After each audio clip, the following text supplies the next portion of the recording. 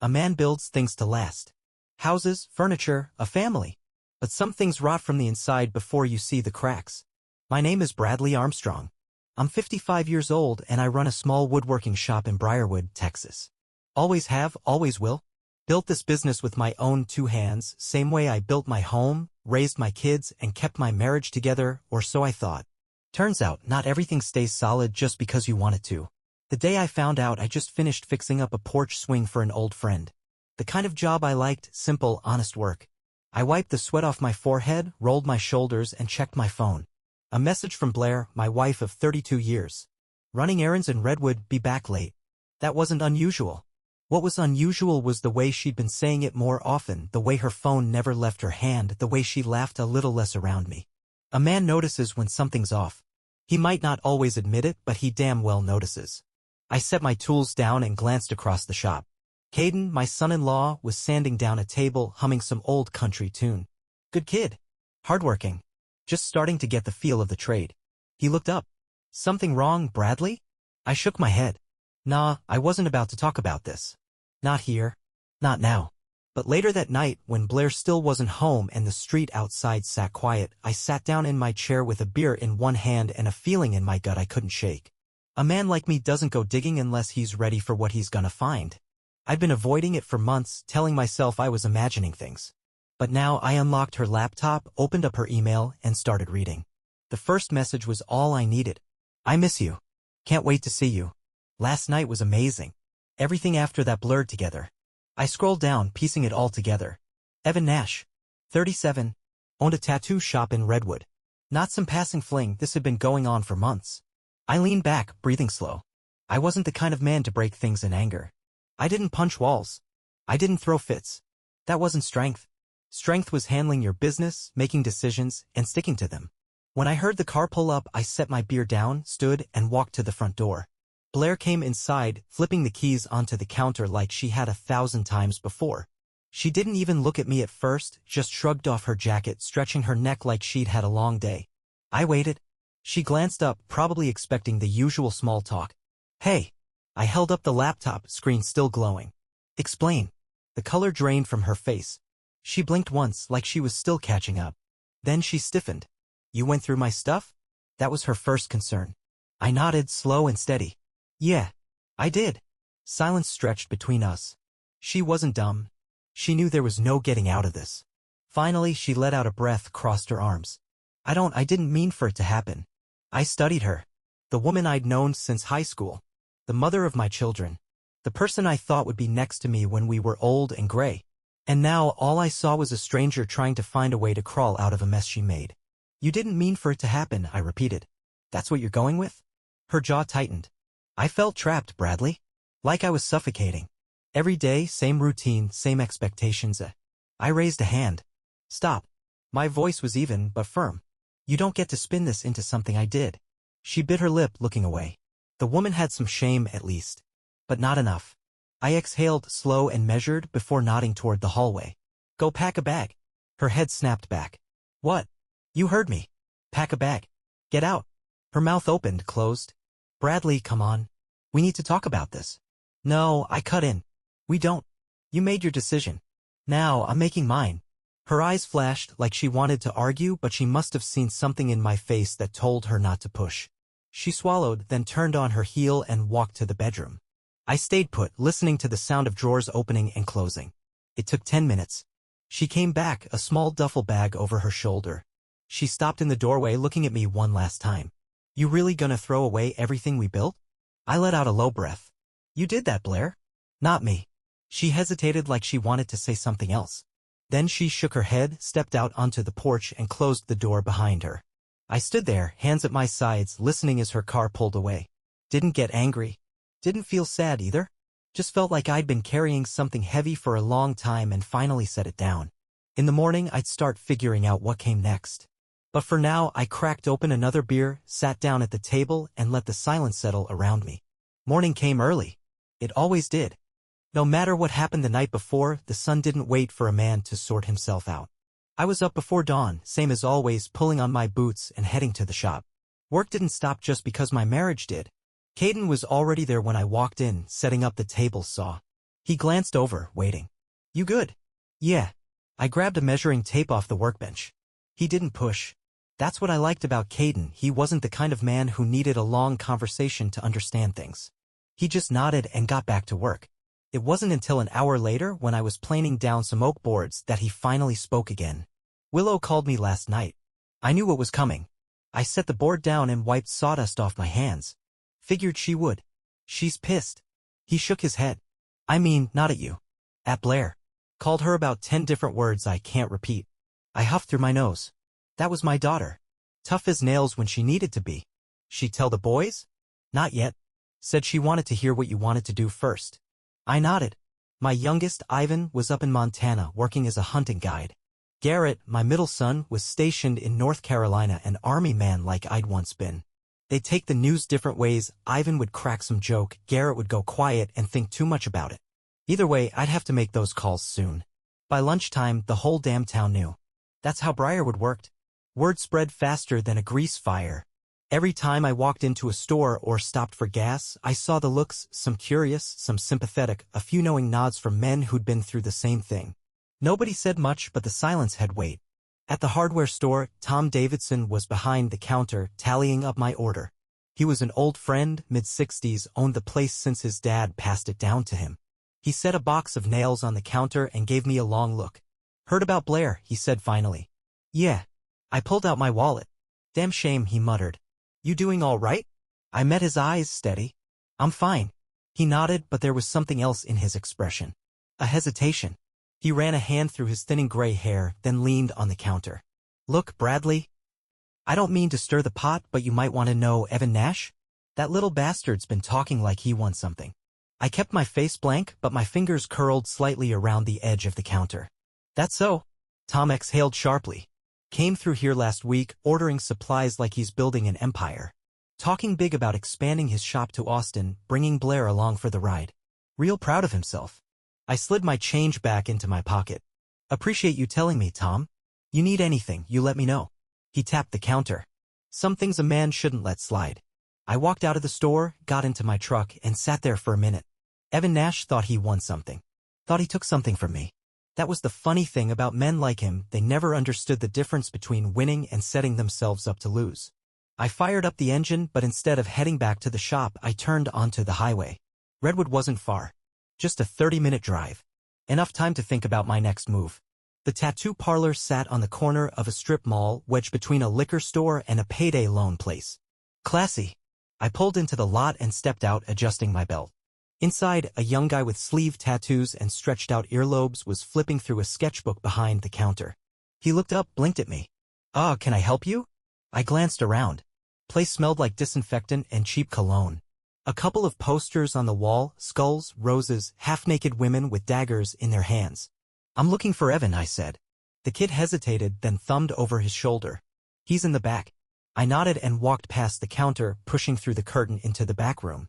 Evan was there, hunched over a client's arm, a tattoo machine buzzing in his hand.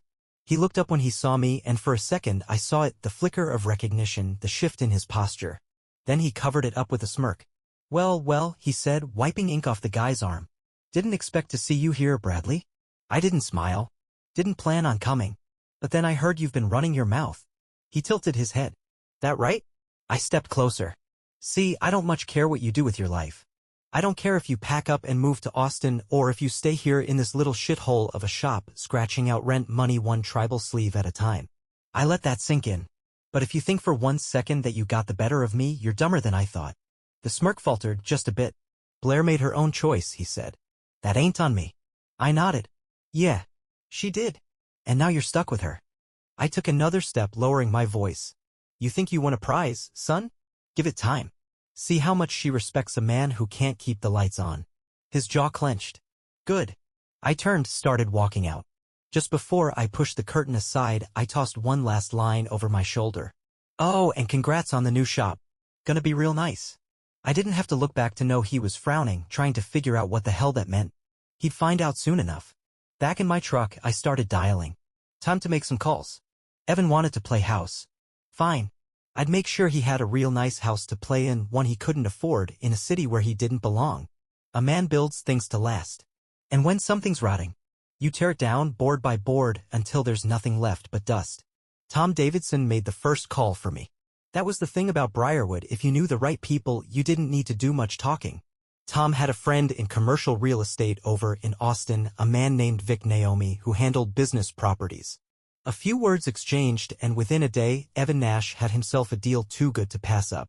A storefront in a trendy part of town, decent foot traffic, just the kind of place a man with more ambition than sense would jump on. It took less than a week for the ink to dry on the lease. Evan thought he was making a smart move.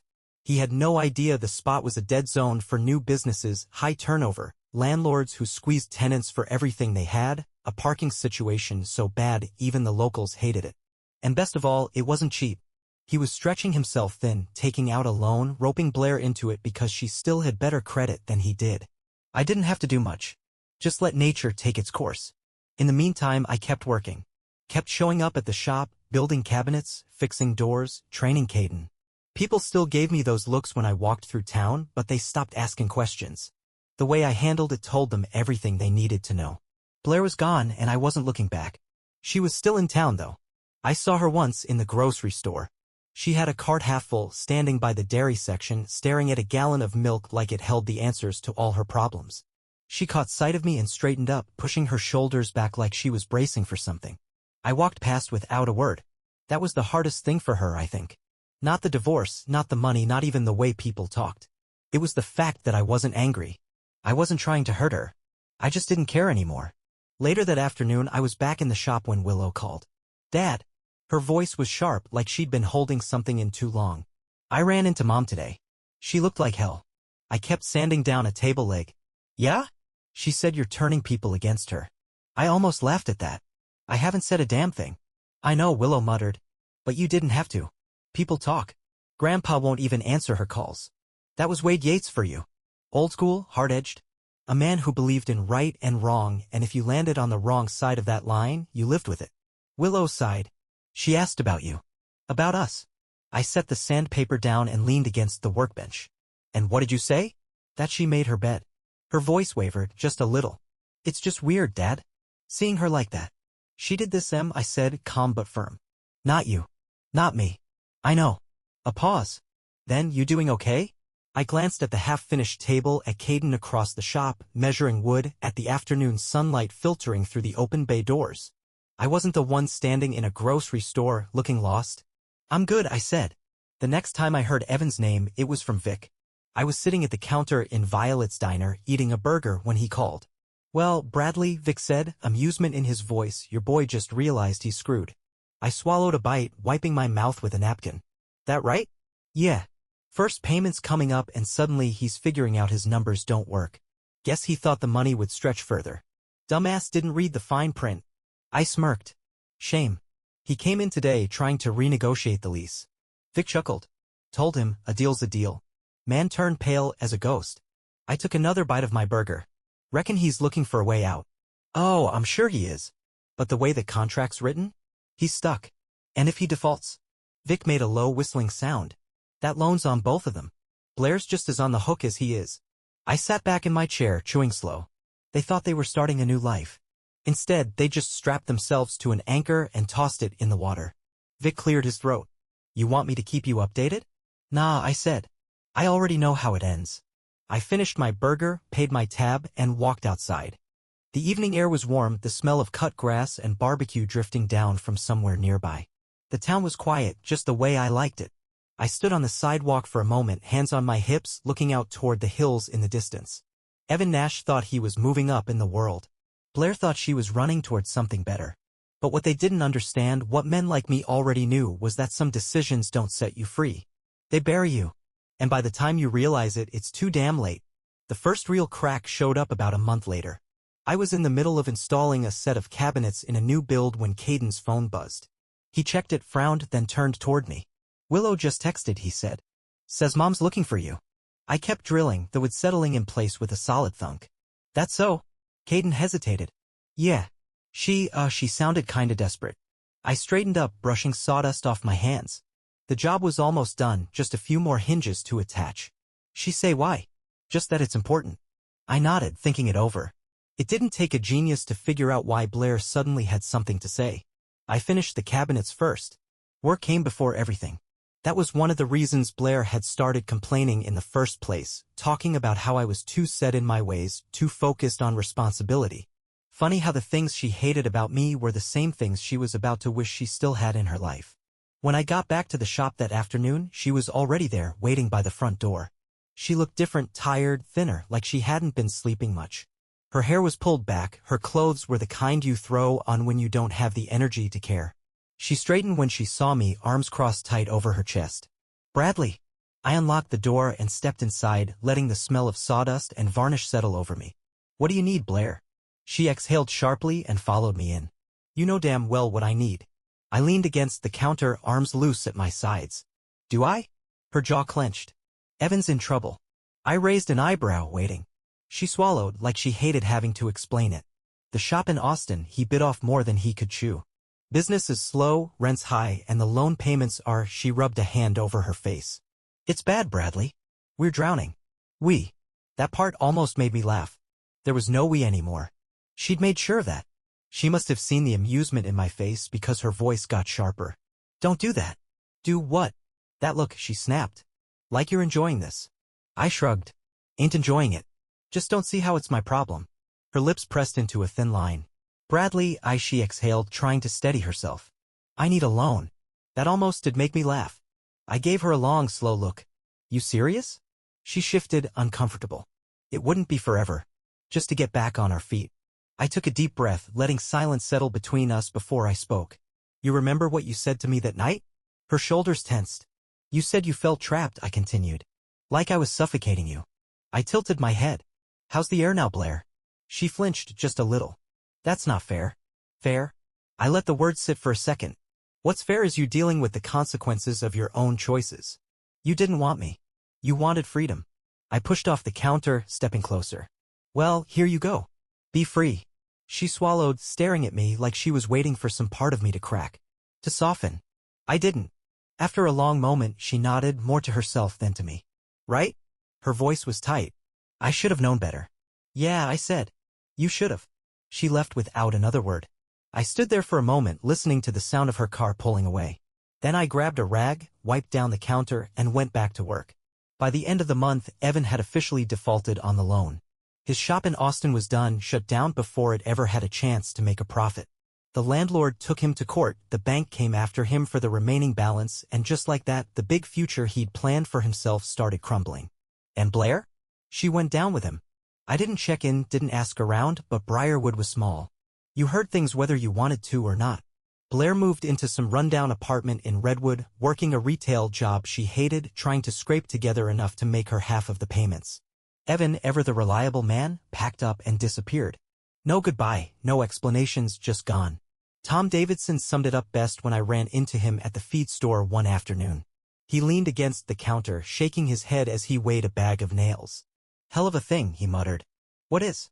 I asked, even though I already knew. He snorted. "Man runs off with another man's wife, least he could do is stick around to pay the damn bills." He slid the bag across the counter with a smirk. "Guess Blair got what she wanted, huh?" I picked up the nails, nodding. "Yeah, guess she did." That night, I sat on my porch with a beer, watching the sky fade from blue to orange. The air smelled like fresh-cut grass and distant barbecue, the sounds of crickets starting up in the fields. I thought about Blair. Not in a bitter way, not even in an angry way. Just as a fact. She'd spent years looking for something better, something different. Thought she was running toward happiness. All she'd really done was run herself into a corner. A cold front rolled through Briarwood that week, cutting the Texas heat down to something bearable. I spent most of the morning in the shop, finishing up a custom dining table for a client in the next town over. Good oak, thick and heavy, built to last. Unlike some things. Caden was stacking boards in the corner when he glanced up. "You here?" I kept planing the edge of the tabletop. "Hear what?" He smirked. "Evan skipped town." I didn't stop working. "That so?" "Yeah." Left Blair high and dry. Caden leaned against the workbench, shaking his head. "She's telling people he needed space. But we both know what that means." I set the planer down and ran my hand over the wood, checking for imperfections. "Not my problem." Caden let out a short laugh. "Man, I don't know how you do it." I looked up. "Do what?" "Just act like none of this bothers you." He crossed his arms. "If it were me, I'd be pissed." I thought about that for a second, then shrugged. A man don't waste time being mad at termites, Caden. You just tear out the rot and rebuild. He exhaled through his nose, nodding. Fair enough. I worked late that night, losing myself in the rhythm of sanding and staining, the shop filled with the smell of sawdust and varnish. It was past 9 when I locked up and headed home. When I pulled into the driveway, someone was sitting on the porch. Blair. She was hunched forward, elbows on her knees, hands clasped together like she was praying. Her hair was messy, her clothes wrinkled like she just stopped caring. When she looked up, I could see it, the exhaustion, the regret, the weight of everything pressing down on her. I killed the engine and got out, shutting the truck door with deliberate slowness. I didn't ask her what she was doing here. I already knew. She let out a breath. I didn't know where else to go. I stepped up onto the porch, stopping a few feet away. Not my concern. She flinched just barely. I get it, she said. I do. But Bradley, I'm out of options. I leaned against the post, crossing my arms. Not my problem either. She swallowed, hands tightening together. I lost my job. I can't make rent. I don't have anywhere to stay. Her voice cracked, just a little. I don't have anyone. I studied her for a long moment. That ain't true. You had someone. I tilted my head. How'd that work out for you? She exhaled sharply, shaking her head. You really don't care at all, do you? I thought about that, really considered it, then gave her the truth. No. Her eyes flickered like that answer had hit harder than anything else. I pulled my keys from my pocket and nodded toward the truck. You need a ride somewhere? Blair let out a short, humorless laugh, rubbing a hand over her face. Damn, Bradley. I didn't say anything. After a moment, she pushed herself up and nodded. No. I'll figure it out. Yeah, I said. You will. She looked at me one last time, like she was waiting for something, maybe hoping for it. Then she walked down the steps and disappeared into the night. I watched her go, then opened the front door and stepped inside. The house was quiet, filled with the smell of cedar and the faint scent of the dinner I'd reheated before heading back to the shop. I set my keys on the counter, cracked open a beer, and sat down at the kitchen table. Outside, the wind was picking up, rustling through the trees, carrying the last chill of the cold front through town. Some things, once broken, don't get put back together. And some things aren't worth fixing in the first place. The next morning started like any other. Up before dawn, coffee black, boots on, then straight to the shop. Work didn't stop just because a cold front blew through, and it sure as hell didn't stop for the past. I had orders to fill, clients expecting their custom pieces on time, and a stack of lumber waiting to be shaped into something that would outlast the men who built it. By noon, I had a delivery to make. The table I'd finished last night was bound for a couple over in Clifton, an easy drive. Caden helped me load it into the truck, securing the straps before wiping his hands on his jeans. Willow's throwing a get-together this weekend, he said, tightening the last strap. Wants to know if you're coming. I checked the tie-downs, giving them a quick tug. Didn't know she was planning anything. She figured you'd say that. He smirked. Said to tell you there's beer and brisket. That got a nod out of me. Guess I'll be there. Caden slapped the side of the truck. Good. Maybe now she'll stop yelling at me about it. The drive to Clifton was quiet, just open road and the steady hum of the engine. I dropped off the table, shook hands with the customer, and headed back toward Briarwood. Stopped at Violet's diner for a late lunch, nodding at a few familiar faces as I slid into a booth. Violet herself came over, coffee pot in hand. Mid-60s, sharp as a knife, had run this place since her husband passed. She filled my mug without asking, resting a hand on her hip. Heard Blair was in town. I took a sip. She was. Violet raised an eyebrow. And she left. She nodded like that was the only answer she expected. She's lucky. I set the cup down. How you figure? Violet leaned against the booth, lowering her voice. Most men would have done worse, Bradley. Would have trashed her name, made sure she couldn't show her face here again. But you let her dig her own grave. Didn't even have to lift a finger. She shook her head. That's worse in a way. I didn't say anything. Violet sighed, straightening up. You want the usual? Yeah. She walked off, and I watched her go, turning the words over in my head. She wasn't wrong. By the time I finished eating, the diner had filled up with the usual lunch crowd. I paid my bill, tipped heavy, and stepped outside. The air smelled like rain, thick, humid, the kind of scent that told you a storm was coming. I stood on the sidewalk for a moment, hands on my hips, looking down the main street of Briarwood. This town had been my whole life, the place I'd built my business, raised my kids, made a name for myself. And after everything, nothing had really changed. That weekend, I showed up at Willow's like I said I would. The house was loud, filled with the smell of smoked meat, the sound of grandkids running underfoot, Caden flipping burgers on the grill while a cooler of beer sat open by the porch. Garrett called from North Carolina, talking about his next deployment, and Ivan sent a picture from Montana, some trophy buck he'd taken down. I sat in my usual chair, a cold beer in one hand, watching my family, listening to the easy laughter, the comfortable rhythm of a life well lived. And for the first time in a long time I felt it. Peace. Not the kind that comes from forgetting, but the kind that comes from knowing you walked through fire and came out the other side, steady on your feet, stronger than before. Blair was a ghost now, a name people whispered, a cautionary tale told over coffee and fence posts. But me, I was still here, still working, still laughing, still building things that would last. Because that's what a man does. He doesn't chase the past. He lays down new foundations. And then he keeps on going. A year passed like nothing. Seasons rolled in and out, work stayed steady, and life went on the way it always had. The divorce had been finalized months back. No alimony, no drawn-out fights. Blair didn't get a damn thing except the debt she signed up for. After Evan vanished, she tried staying in Redwood for a while, bouncing between jobs, but last I heard, she packed up and left town. No one knew where she went and no one really cared. Briarwood, though? It was still the same. I was still the same. Mornings in the shop, evenings on the porch, weekends with the kids. My business was better than ever. Caden was damn near running half the shop himself, and I was thinking about taking some time away. Maybe heading up to Montana to see Ivan. Spend some time out in the mountains, breathe in that sharp, clean air. I was locking up the shop one evening when I saw an old truck pull up in the lot. At first, I didn't recognize it. Then the driver stepped out and I did. Blair. She looked different. Not just older, but worn down in a way that didn't come from time alone.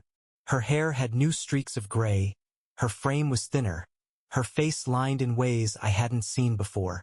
She hesitated at the edge of the lot, like she wasn't sure if she should be here. I didn't say anything, just crossed my arms. Waiting. She finally stepped forward, shoving her hands into her jacket pockets. "Hey, Bradley." I nodded. "Blair." She exhaled, glancing around, like she expected something to have changed. Town looks the same. Town doesn't change for folks that leave it behind. Her lips pressed together. Guess not. A long silence stretched between us. I didn't offer to fill it. She cleared her throat. "I heard Willow had another baby." "She did." Blair swallowed. "She didn't tell me." I shrugged. She let out a small, humorless laugh. "Yeah, I guess I deserve that." Another silence. She shifted on her feet. "I'm not here to ask for anything." "Good," I said. Her jaw tightened, but she nodded. I just wanted to say I'm sorry." I didn't react. Not because I didn't hear it, but because it didn't mean a damn thing. Not now. Not after all this time. She could have said it the night she packed her bags or the night she showed up on my porch looking for help. Wouldn't have changed a thing. She studied my face like she was trying to find something there. Some old piece of me that might give her another chance. "Do you ever think about?" "No," I cut in. Her breath hitched just for a second. "Just like that. Just like that." She let out a shaky sigh, nodding to herself. "I should go." I didn't stop her. She turned, walked back to her truck, and for a moment I thought she might look back. She didn't. The engine rumbled to life, taillights glowing red against the dust, and then she was gone. I stood there for a while, hands on my hips, watching the last of the sunset burn out behind the trees. The night settled in around me, quiet and steady, just like it always had. No ghosts. No regrets. I locked the shop, climbed into my truck, and headed home.